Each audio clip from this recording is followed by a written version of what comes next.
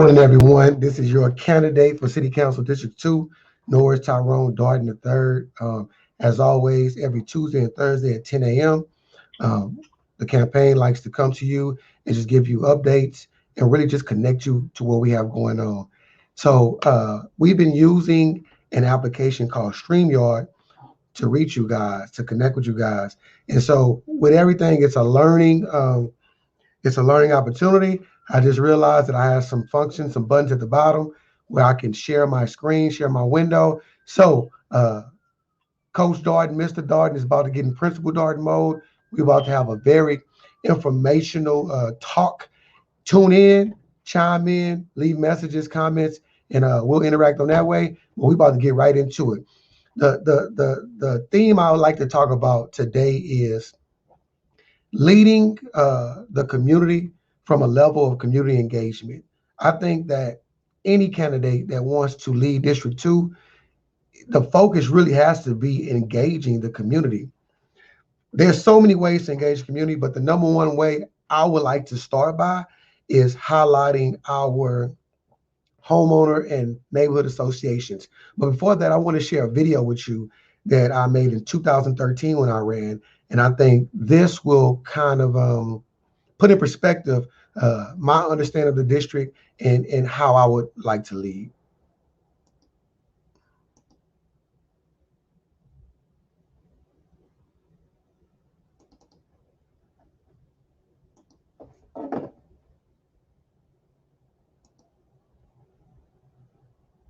Today, change tomorrow. Calling today, change tomorrow. Calling today, change tomorrow. Let's get it in. Let's get it in. Team Darden on three. Team Darden on three. 1, 2, 3. Team Darden. My name is Norris, Tyrone, Darden III, and I want to represent you as your District 2 City Councilman. As your elected leader, I believe it is my duty to represent the entire district. I'm running for the citizens from Northampton to Lakeside. I'm running for the citizens from the Denver Heights to Wilshire Terrace. I'm running for the citizens from Belcrest to Eastwood and from Spring Hill to the Wheaton Ports. I want to represent all the people, young and old, black, brown, and white, for-profit, non-profit, and faith-based. I know District 2 is a great place to learn, grow, and live because I was born here, raised here, educated here. I work here and I live here. As my mama Ruth used to say, God don't make no jump. Over the years, District 2 has seen many triumphs and many defeats. But if anything, we've proven that together we can overcome whatever barriers come our way. We have some work to do, and I'm confident that together, all that is needed in our communities can and will be done. My name is Norris Tyrone Darden III, and I'm running for leader.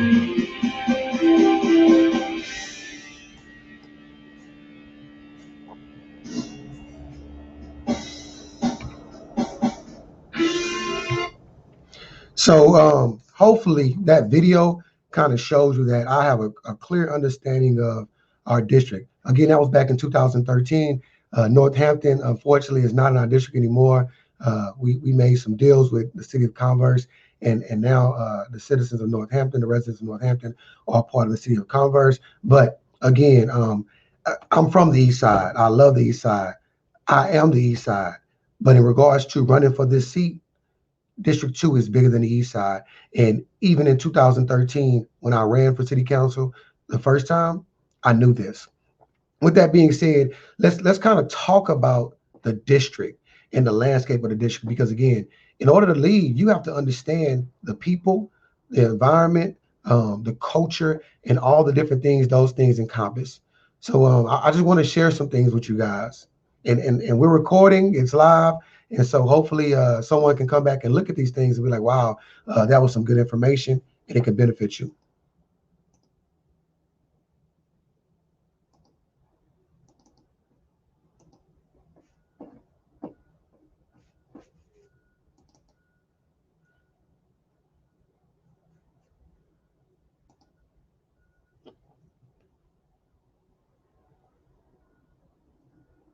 Okay, so if you go on the city's website, you can have access to a lot of data.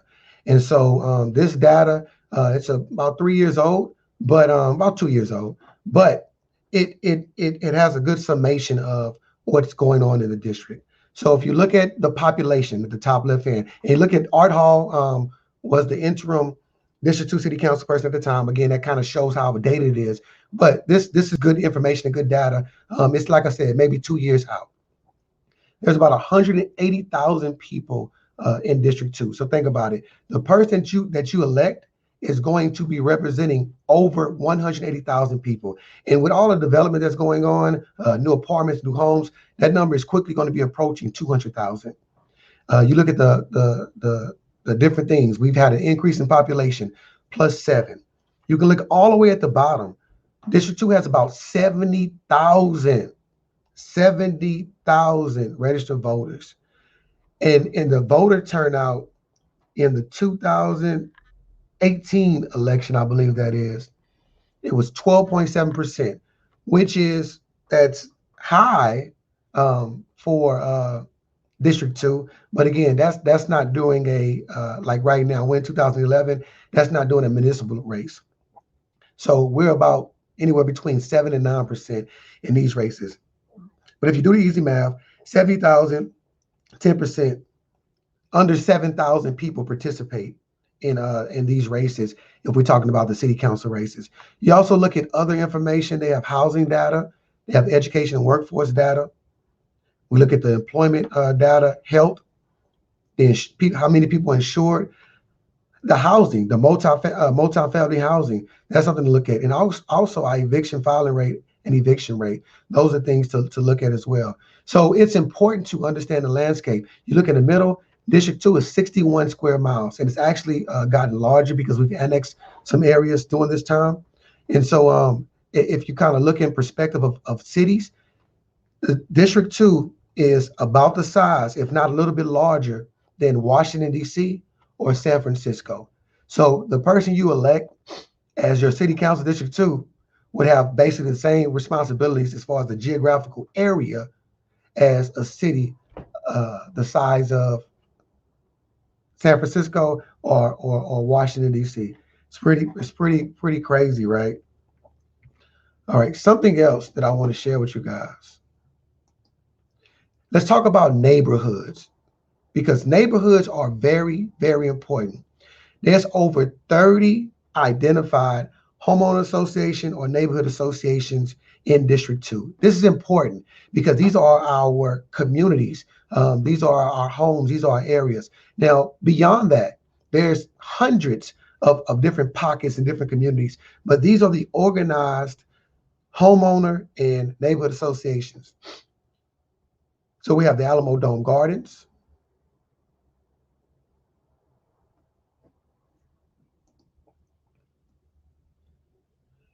We have Blue Rock Springs in that FM 87 area. We have Bristol Forest Homeowners Association.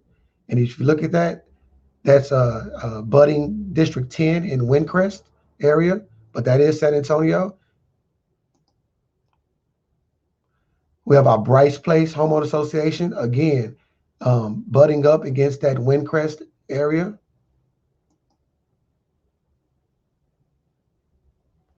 We have Camelot 1 off in that Walsham area. Again, you see we're butting up neighbors with Windcrest again.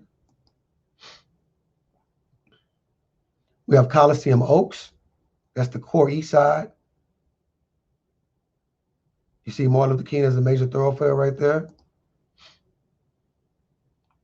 We have Coliseum Willow Park, which obviously is the next community over. I actually had the opportunity to block walk this area yesterday actually, and shout out to Pharaoh. He's doing a lot of good work out there. He's from this community. Saw a big sign out there, and I actually had the opportunity to knock on his door and hand him a flyer. So that'll be my spotlight. This is Pharaoh area, but Pharaoh, I'm looking to win your precinct, sir. So keep working, keep pushing. We have the Delcrest area right here. Delcrest is actually one of the bigger boxes. They have one of the higher voter turnout areas. So Delcrest encompasses the main Delcrest area as well as Delcrest Forest.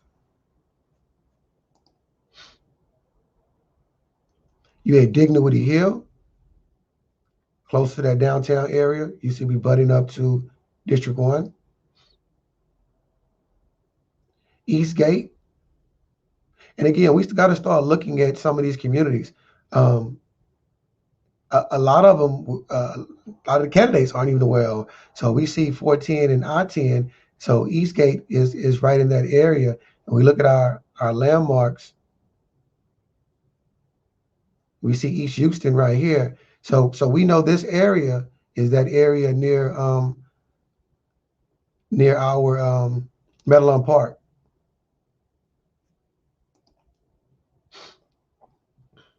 East Terrell Hills off of Ritterman. East Village. Now, a lot of times we get confused with Converse and things like that. But, Gibbs Sprawl, Ritterman, that area east of that in I would say north of the railroad tracks, all that is East Village. That's District 2. Eastwood Village, Upper East Side, Foster Meadows, Lakeside, down 87, deep, going towards China Grove. General Kruger, again, that's that Eisenhower. You see East Terrell Hills budding up to it. The northeast side. Government Hill, that's right there next to Fort Sam Houston. You see the landmarks there. Hine Orchard, that's that Upper East Side, budding up to Dellcrest area. Jefferson Heights, next to that Eastwood, that next to the Denver Heights area, leading back up towards Coliseum Oaks and Coliseum Park. Lakeside, down 87. Mankey Park, another area that is mostly overlooked in that Broadway area of the city. This is not Alamo Heights. This is not District 1. This is District 2. Northeast Crossing, that's Eisenhower. Quiet Creek. Listen, guys, a lot of people haven't heard of a lot of these places. Quiet Creek is another area. That's 1604 and 10, beyond 1604 and 10. That's not Converse, that's not the county. That's San Antonio, Sunrise, Foster Road, Benzingelman. United Homeowners Improvement Association, also known as that Willowwood area off Gimbler, near the AT&T Center. Where's Fort Alliance? Again, budding up on that Broadway area in Government Hill. Wheelie Heights, most of us know it as the Sticks. That's the MLK area. Wilshire, again, that's that Eisenhower, Ritterman, northeast side. And so that for the most part is the neighborhood associations that the city has maps on file for. Real quick, guys, because I don't want to take too much of your time, but I think it's important, very important. And let me get my screen together. I think it's very important that we are aware of, as candidates, who we represent. District 2, again, I'm proud to be from the East Side, but as an elected leader, we have to represent all people.